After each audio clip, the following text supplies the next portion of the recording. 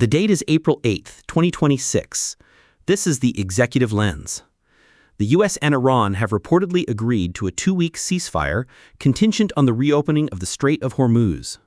According to President Trump, the U.S. and Iran have reached a 2-week ceasefire agreement. This announcement comes just before President Trump's deadline for Iran to reopen the Strait of Hormuz, which he had warned would result in devastating consequences.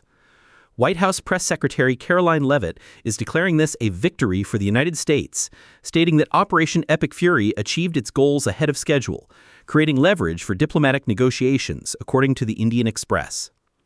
However, the details of the agreement and its long-term implications remain unclear.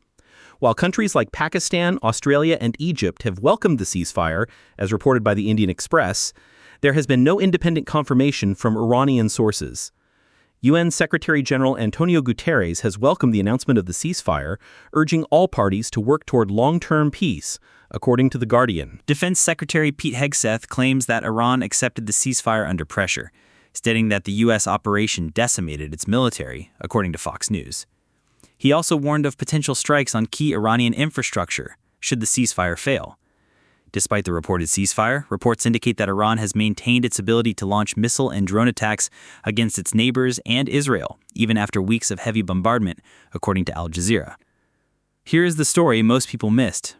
While the world's attention has been focused on the U.S.-Iran conflict, the Department of Homeland Security has been struggling with a Democrat-caused shutdown, according to WhiteHouse.gov. The details of this shutdown and its impact on national security have been largely overshadowed by the war. What to watch? First, monitor the Strait of Hormuz for confirmation that it has been reopened as per the ceasefire agreement. Second, watch for official statements from the Iranian government confirming their acceptance of the ceasefire. Third, track any further military actions or escalations from either side, which could indicate a breakdown of the agreement.